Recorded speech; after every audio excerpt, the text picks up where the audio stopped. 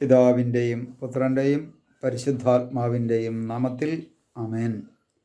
ഈശോ മിശിഹായിക്ക് സ്തുതിയായിരിക്കട്ടെ. യേശുവിൽ സ്നേഹം നിറഞ്ഞ സഹോദരങ്ങളെ എല്ലാവരെയും ദൈവവചനധ്യാനത്തിലേക്ക് നമ്മുടെ കർത്താവായ യേശു ക്രിസ്തുവിൻ്റെ നാമത്തിൽ സ്വാഗതം ചെയ്യുന്നു. നമ്മുടെ കർത്താവ് ഈശോ മിശിഹ എല്ലാവരെയും സ്വർഗം തുറന്ന് അനുഗ്രഹിക്കട്ടെ എന്ന് പ്രാർത്ഥിക്കുന്നു. പ്രിയ സഹോദരങ്ങളെ, നമുക്ക് കർത്താവിൻ്റെ തിരുവചനം നമുക്ക് ധ്യാനിക്കാം. ദാനിയേലിൻ്റെ പുസ്തകം വായിക്കുമ്പോൾ 13-ാം അധ്യായത്തിൻ്റെ 55-ാമത്തെ തിരുവചനത്തിലേക്ക് ചെല്ലുമ്പോൾ നമുക്ക് ഇപ്രകാരം കാണുവാൻ സാധിക്കും: നിന്റെ നുണ നിന്റെ തലയ്ക്ക് തന്നെ തിരിഞ്ഞടിക്കും. നിന്റെ നുണ നിന്റെ തലയ്ക്ക് തന്നെ തിരിഞ്ഞടിക്കുമെന്ന് വളരെ വ്യക്തമായിട്ട് ദൈവത്തിൻ്റെ പരിശുദ്ധാത്മാവ് ദാനിയേലിൻ്റെ പുസ്തകത്തിലൂടെ നമ്മെ ഓരോരുത്തരെയും ഓർമ്മിപ്പിക്കുന്നു. പ്രിയ സഹോദരങ്ങളെ, ഇന്ന് നമ്മളത് വളരെ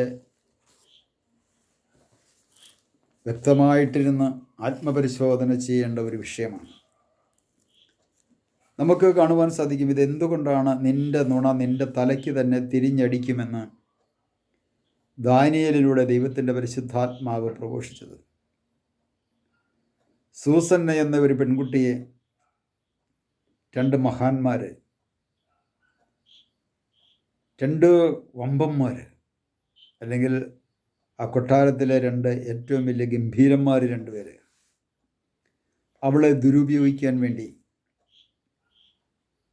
ഉപയോഗിക്കുവാൻ വേണ്ടി പരിശ്രമിക്കുന്നത് ദാനിയേലിൻ്റെ പുസ്തകം 13-ാം അധ്യായം വായിക്കുമ്പോൾ നമുക്ക് കാണുവാൻ സാധിക്കും. കൊട്ടാരത്തിലെ വലിയ രണ്ട് ഗംഭീരന്മാർ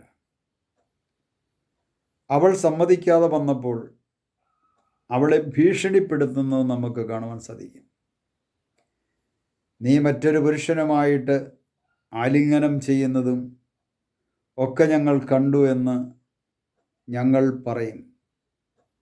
കാരണം പഴയ നിയമകാലഘട്ടത്തിൽ രണ്ടുപേരുടെ സാക്ഷി ആവശ്യമായിരുന്നു. ഒരു കാര്യം സ്ഥിരീകരിക്കുന്നതിന് രണ്ടുപേരുടെ സാക്ഷി മൊഴി ആവശ്യമാണ്. ഇതാ ഈ വേന്ദ്രന്മാർ രണ്ടുപേരും കൂടിയാണ് അവളെ ഉപയോഗിക്കാൻ വേണ്ടി ശ്രമിച്ചത്. പക്ഷേ അവൾ സമ്മതിച്ചില്ല. അവസാനം രണ്ടുപേരും കൂടി അവളെ ഭീഷണിപ്പെടുത്തുന്നുണ്ട്. നിയമപ്രകാരം രണ്ടുപേരുടെ സാക്ഷിമൊഴി വന്നു കഴിഞ്ഞാൽ അവളെ കൊല്ലും. അവൾക്ക് മരണശിക്ഷ ഉറപ്പാണ്. സൂസന്നയ്ക്ക് ഒരു നിരപരാധിയെ കൊല്ലുവാൻ വേണ്ടി നുണ പറഞ്ഞ് ഭീഷണിപ്പെടുത്തുന്ന രണ്ട് വില്ലന്മാരെ നമുക്ക് ദാനിയേലിൻ്റെ പുസ്തകത്തിൽ കാണാൻ സാധിക്കും.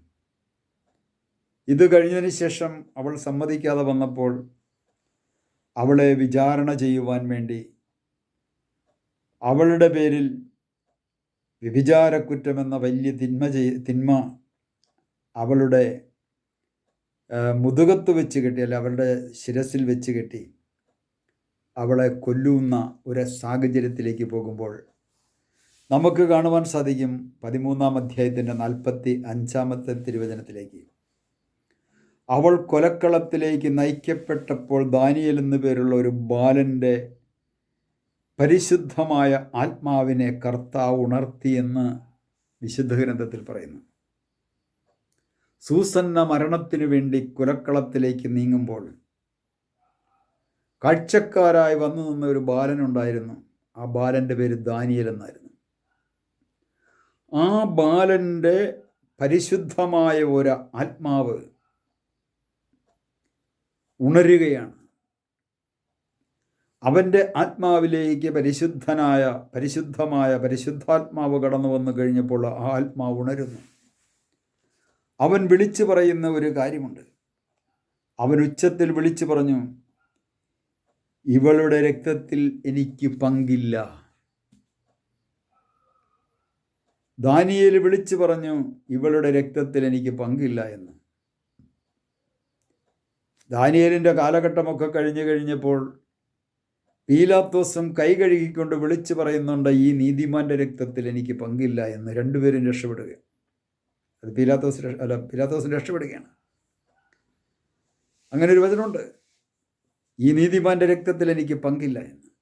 ഇവിടെ ദാനിയേൽ പറയുകയാണ്, ഇവളെ കൊന്നു കഴിഞ്ഞാൽ ഈ കൊല്ലുന്ന ഈ രക്തത്തിൽ എനിക്ക് പങ്കില്ല എന്ന് വിളിച്ചു പറയുമ്പോൾ വീണ്ടും അതിൻ്റെ കാരണം ചോദിക്കുന്നുണ്ട്. കാരണം ഇവർ പറയുന്നത് കള്ളസാക്ഷ്യമാണെന്ന്. കാരണം മറ്റുള്ളവരുടെ മുമ്പിൽ വെച്ച് അവൾ വിസ്തരിക്കപ്പെടണം. അവസാനം നമുക്ക് കാണുവാൻ സാധിക്കും, ദാനിയേൽ ഈ രണ്ട് വില്ലന്മാരെയും മാറ്റി മാറ്റി നിർത്തി രണ്ടുപേരോടെയും വിസ്തരിക്കുന്നുണ്ട്. ആ വിസ്തരിച്ച് വരുന്ന സമയത്ത് തന്നെ ദാനിയേൽ പറയുന്നുണ്ട്, മുൻകാല പാപങ്ങൾ നിന്റെ മേൽ പതിച്ചിരിക്കുന്നു. ഇവർ ഈ പാപത്തിലേക്ക് പോയതിൻ്റെ കാരണം മുൻകാല പാപങ്ങളാണ് എന്ന് വചനം ഓർമ്മിപ്പിക്കുന്നു. അതുകൊണ്ടാണ് സംഖ്യയുടെ പുസ്തകം 23 പ്രകാരം പറയുന്നത്, 23-ാം അധ്യായത്തിൻ്റെ 23-ാം തിരുവചനത്തിൽ പറയുന്നത്, നിന്റെ പാപം നിന്നെ വേട്ടയാടും. ഇവിടെ നമുക്ക് കാണുവാൻ സാധിക്കും, അവസാനം ഇവർ രണ്ടുപേരും പറഞ്ഞത് രണ്ട് തരത്തിലായി. അവസാനം ഈ രണ്ട് തരത്തിലാകുന്ന സാഹചര്യത്തിന് മുൻപ് തന്നെ ദാനിയേൽ വിളിച്ചു പറയുകയാണ്, നിന്റെ നുണ നിന്റെ തലയ്ക്ക് തന്നെ തിരിഞ്ഞടിക്കും. ഇവർ രണ്ടുപേരും പറഞ്ഞ നുണ അവരുടെ തലയ്ക്ക് തിരിച്ചടിച്ചു. സൂസന്നയ്ക്ക് പകരം അവർ മരിക്കേണ്ടതായിട്ട് വന്നു. പ്രിയ സഹോദരങ്ങളെ, നമ്മുടെയൊക്കെ ഓരോരുത്തരുടെയും ജീവിതത്തിൽ നുണ പറഞ്ഞുകൊണ്ട് ജീവിക്കുന്ന ഓരോ വ്യക്തികളുമെന്ന് ചിന്തിക്കണമേ. നാളെ നിൻ്റെയും എൻ്റെയും തലയ്ക്ക് അത് തിരിഞ്ഞടിക്കും. അതുകൊണ്ട് നമ്മുടെ ജീവിതത്തിൽ നമുക്ക് നല്ലൊരു തീരുമാനമെടുക്കാം. നുണ പറയുന്ന സ്വഭാവമുണ്ടെങ്കിൽ അത് ദൈവത്തിന് മുമ്പിലേക്ക് കൊടുത്തുകൊണ്ട് സത്യം തന്നെയാകുന്ന യേശുക്രിസ്തുവിനോട് ചേർന്ന് നിന്നുകൊണ്ട് സത്യം പ്രഘോഷിക്കുന്നവരായി നമുക്ക് ഓരോരുത്തർക്കും മാറ്റപ്പെടാം. നമുക്കൊരു നിമിഷം പ്രാർത്ഥിക്കാം. കർത്താവായ യേശുവേ, ഞങ്ങളുടെ ജീവിതത്തിൽ വന്നു പോയിട്ടുള്ള ഓരോ കൊച്ചു കൊച്ചു നുണകളും ഞങ്ങളുടെ തലയ്ക്ക് തന്നെ തിരിച്ചടിച്ച സാഹചര്യങ്ങൾ പലപ്പോഴും ഉണ്ടായിട്ടുണ്ടെന്ന് ഞങ്ങൾ തിരിച്ചറിയുന്നു. കർത്താവേ, ഇനിയുള്ള കാലഘട്ടങ്ങളിൽ വ്യാജം പറയാതെ, കള്ളം പറയാതെ, നുണ പറയാതെ അവിടുത്തെ വചനമനുസരിച്ച് ഞങ്ങളുടെ ജീവിതത്തെ ക്രമപ്പെടുത്തുവാൻ ഞങ്ങളെ ഓരോരുത്തരെയും അവിടുന്ന് അനുഗ്രഹിക്കണമേ, അഭിഷേകം ചെയ്യണമേ. പിതാവിൻ്റെയും പുത്രൻ്റെയും പരിശുദ്ധാത്മാവിൻ്റെയും നാമത്തിൽ ആമേൻ.